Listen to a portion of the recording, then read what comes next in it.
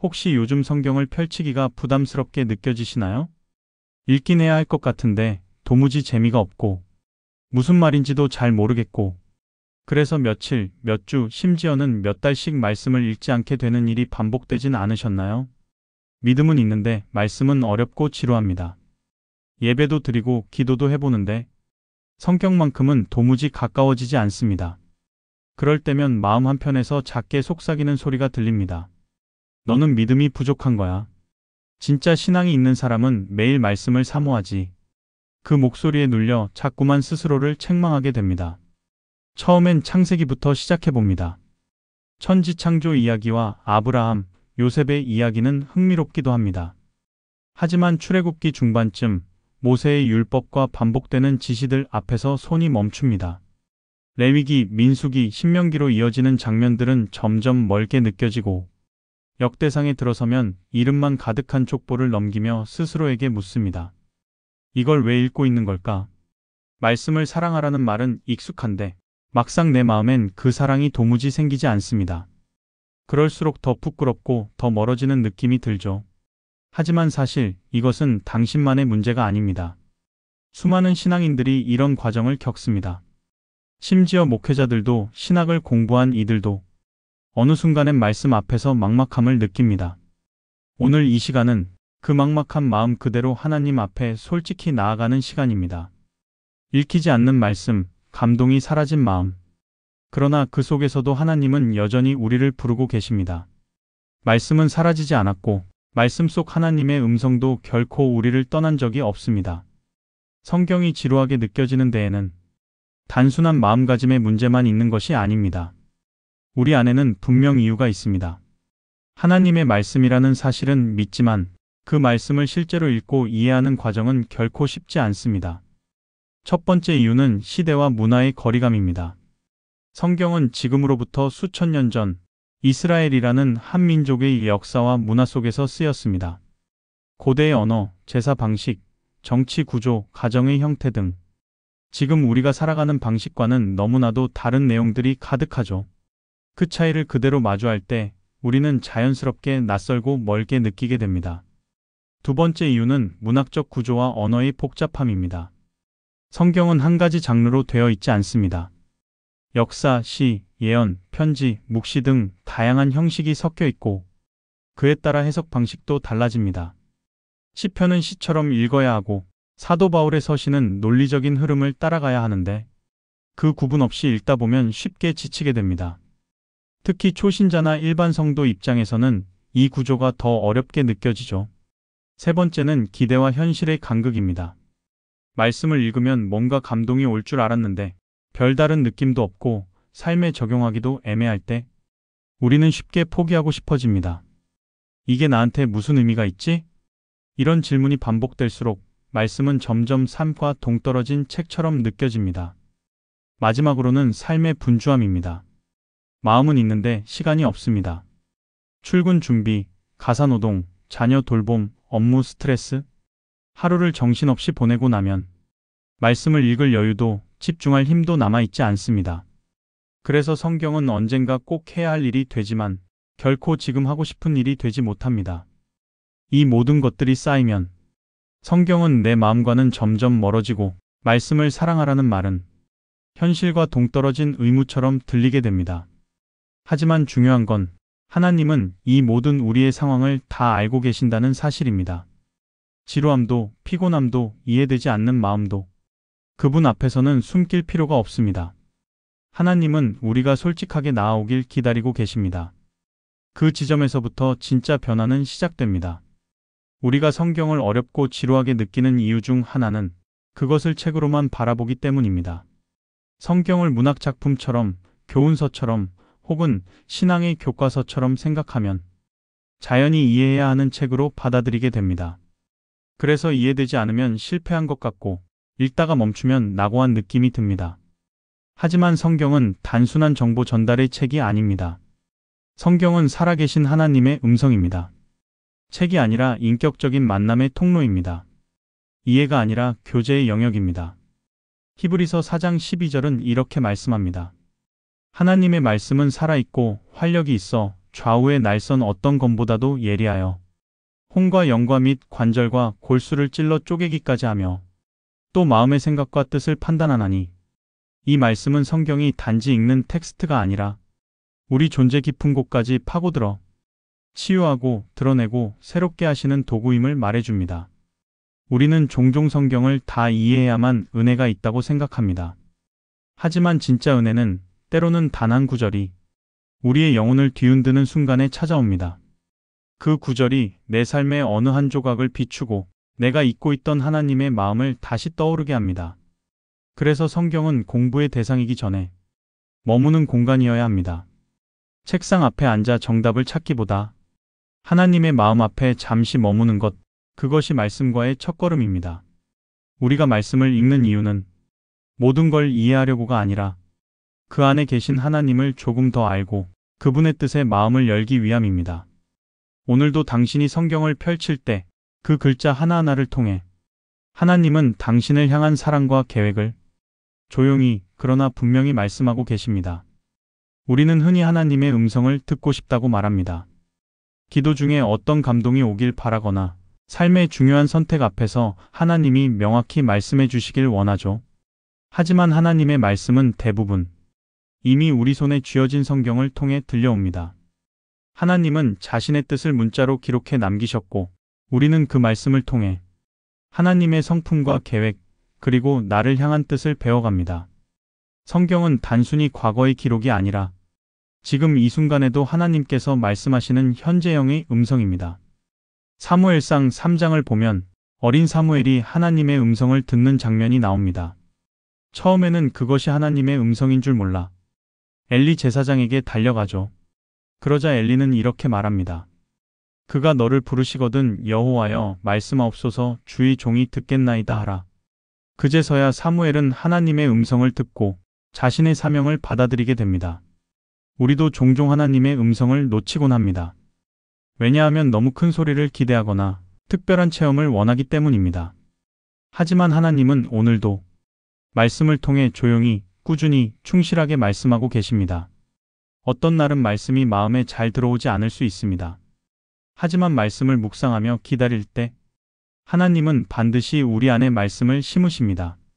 그리고 그 말씀이 때가 되면 우리를 인도하고 위로하고 깨우치게 하십니다. 성경은 하나님과의 대화입니다.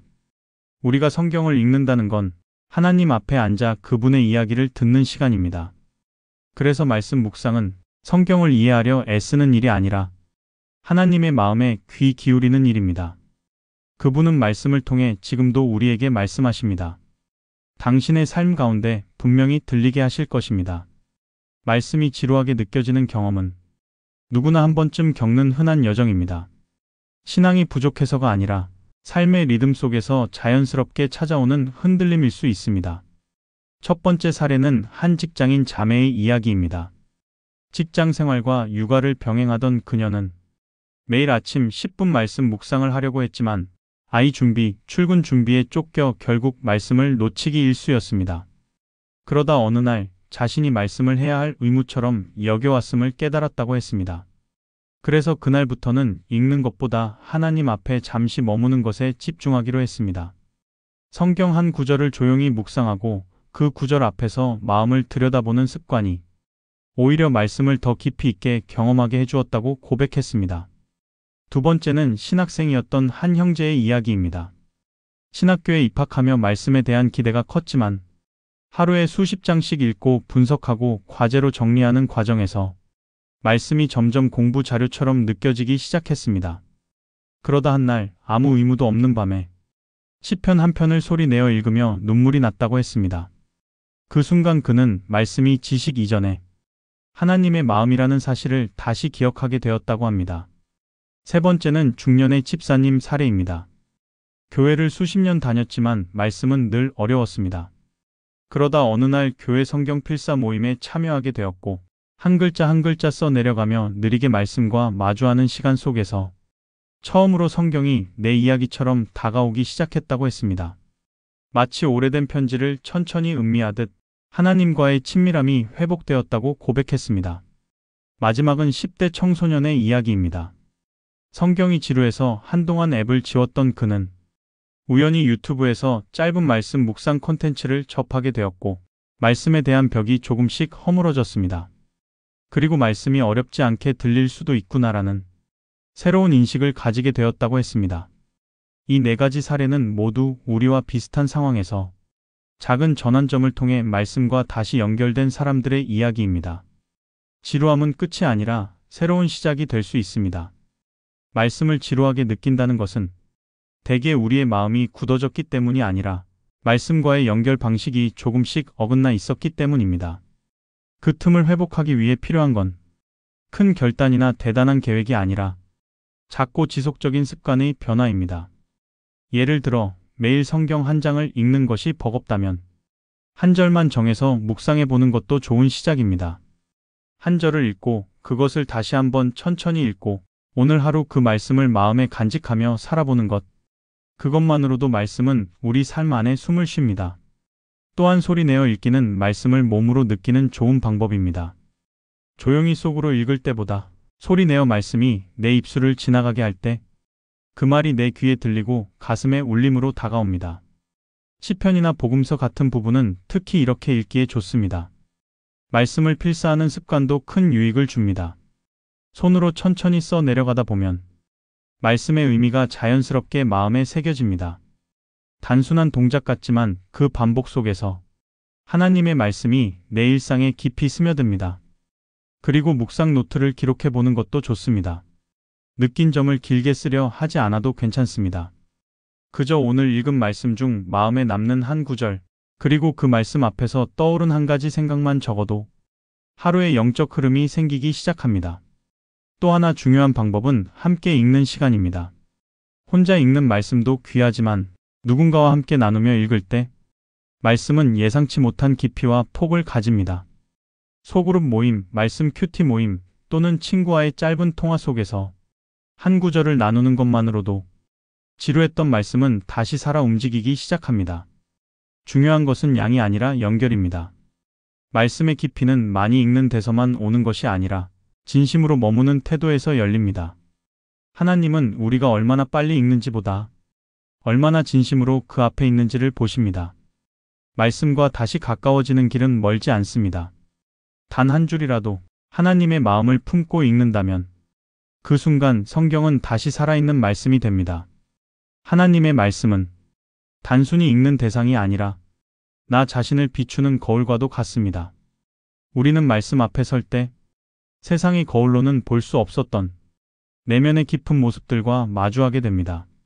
누구에게도 말하지 못했던 상처, 스스로도 알지 못했던 욕심, 무심코 지나쳤던 교만과 두려움이 말씀 앞에서는 낱낱이 드러납니다. 야고보서 1장 23절에서 24절은 이렇게 말합니다. 누구든지 말씀을 듣고 행하지 아니하면 그는 거울로 자기 얼굴을 보는 사람과 같아서 자기를 보고 가서 그 모습이 어떠한지를 곧 잊어버리거니와. 이 구절은 말씀을 잠깐 스쳐 지나가는 정보로만 여길 때 그 말씀이 나에게 어떤 영향도 주지 못한다는 경고입니다. 하지만 말씀 앞에 진심으로 멈춰 설 때 하나님은 그 말씀을 통해 우리 내면 깊은 곳까지 비추십니다. 그 비추심은 정죄가 아니라 회복의 시작입니다. 예를 들어 어느 날 평범하게 읽었던 시편 한 구절이 내 영혼아 내가 어찌하여 낙심하느냐 라는 말씀으로 마음에 박힌다면 그건 단순한 문장이 아니라 지금 내 안에 쌓여있던 낙심을 하나님께서 아시고 건드리신 것입니다.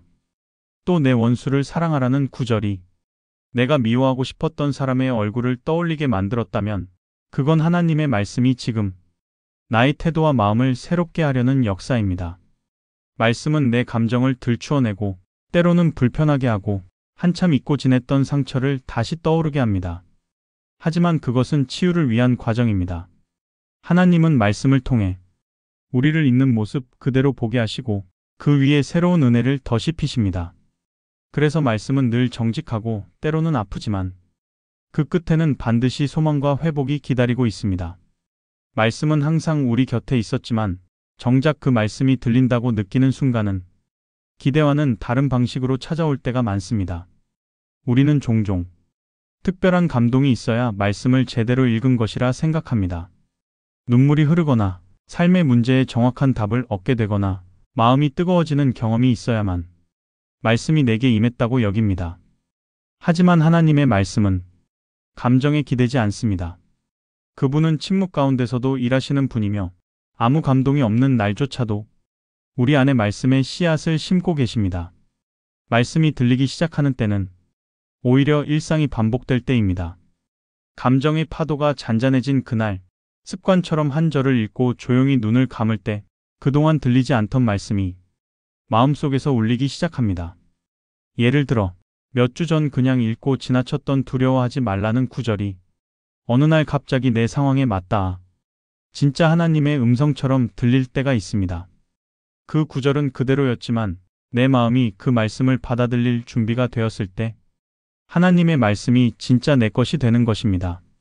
말씀이 들리기 시작하는 때는 우리의 상황이 준비됐기 때문이 아니라 하나님이 그 말씀을 열어주시는 때이기 때문입니다. 그래서 말씀은 내가 찾기보다 하나님께서 주시는 선물처럼 다가옵니다. 중요한 건 그 말씀을 기다리는 자세입니다.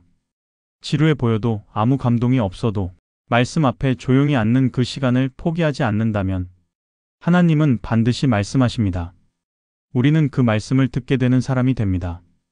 하나님의 음성은 늘 말씀이 있는 그 자리에서 우리를 기다리고 있었습니다. 말씀이 어렵게 느껴졌던 시기를 지나 조금씩 들리기 시작한 그 순간부터 우리는 다시 말씀과 함께 걷는 삶으로 돌아갑니다. 그 여정은 화려하거나 극적이지 않습니다. 오히려 아주 평범한 일상의 걸음 속에서 하나님의 말씀이 조용히 그러나 분명하게 동행합니다. 어느 날은 말씀 한 구절이 지친 하루를 버티게 하는 위로가 되기도 하고 또 어느 날은 내 마음의 교만을 찔러 회개로 이끄는 하나님의 거룩한 손길이 되기도 합니다. 말씀과 함께 걷는다는 것은 삶의 모든 순간 속에서 하나님께 질문하고 그분의 뜻을 찾으려는 태도를 갖는 것입니다. 출근길 버스 안에서, 설거지를 하며 듣는 말씀 팟캐스트에서, 하루 끝에 펴는 작은 성경책 한 장 속에서 하나님은 여전히 우리와 함께 걸으십니다. 중요한 건 말씀을 얼마나 많이 읽었는가가 아니라 그 말씀이 내 삶에 어떻게 반응하고 있는가입니다. 말씀이 내 안에 머물고 그 말씀이 오늘 내 말과 행동을 조금이라도 바꾸고 있다면 그것이 바로 말씀과 동행하는 삶입니다. 예수님께서 광야에서 시험을 받으셨을 때 사탄의 유혹 앞에서 말씀으로 응답하셨습니다. 사람이 떡으로만 살 것이 아니요 하나님의 입에서 나오는 모든 말씀으로 살 것이라. 마태복음 4장 4절. 예수님께서도 말씀으로 살아가셨다면 우리도 그 말씀을 삶의 중심에 두고 하루하루를 걸어가야 합니다. 지금도 하나님은 말씀을 통해 우리의 걸음을 인도하고 계십니다. 그분은 우리가 다시 말씀과 함께 걷기를 바라십니다. 조금 느려도 괜찮습니다. 중요한 건 말씀을 놓지 않는 삶입니다. 지금까지 우리는 왜 성경이 지루하게 느껴지는지, 그 속에서 어떤 마음의 변화가 필요한지를 함께 나눴습니다. 성경은 때로 멀게 느껴지고 읽는 것이 숙제처럼 느껴질 수 있습니다. 그러나 그 순간에도 하나님은 여전히 우리에게 말씀하시고 계십니다. 말씀은 단순한 글이 아닙니다. 우리의 생각과 감정을 흔들고 때로는 아픈 곳을 드러내며 하나님의 뜻과 사랑으로 이끄는 살아있는 능력입니다. 하루에 한 절이라도, 하루에 단 5분이라도 말씀 앞에 조용히 앉아보세요. 그 자리에 하나님은 이미 와 계십니다. 말씀이 어렵고 지루하고 와닿지 않더라도 그 모든 마음을 솔직히 고백하며 하나님 앞에 나아오는 것이 바로 회복의 시작입니다. 우리의 고백은 이렇게 시작되면 좋겠습니다. 하나님, 말씀이 멀게만 느껴졌습니다. 읽어도 감동이 없었고 이해되지 않는 말씀이 저를 지치게 했습니다. 하지만 이제는 다시 말씀 앞에 서고 싶습니다. 다시 듣고 싶습니다. 다시 느끼고 싶습니다. 말씀을 사랑할 수 있게 도와주세요. 하나님의 음성을 듣는 사람이 되게 하여 주세요. 이 시간 함께 기도하겠습니다. 사랑의 하나님, 말씀을 통해 우리를 부르시고 삶의 깊은 곳까지 찾아오시는 주님을 찬양합니다. 주님, 저희는 종종 말씀을 이해하지 못하고 감정이 메마른 채 성경을 넘긴 적이 많았습니다. 의무처럼 읽고 감동을 기대하면서도 금세 지루함에 묻혀버리곤 했습니다. 그러나 이제 알겠습니다. 말씀은 지식을 넘어 하나님과의 만남이며 삶을 비추는 비침을 말입니다. 주님, 다시 말씀을 펼칠 수 있는 용기를 주옵소서. 하루에 단 한 줄이라도 당신의 숨결이 묻은 말씀을 붙잡게 하시고 그 안에서 하나님을 만나게 하소서. 우리의 마음을 새롭게 하시고 말씀을 사랑하는 마음을 회복시켜 주옵소서. 침묵처럼 느껴지는 시간에도 하나님이 여전히 일하고 계심을 믿습니다. 예수님의 이름으로 기도드립니다. 아멘.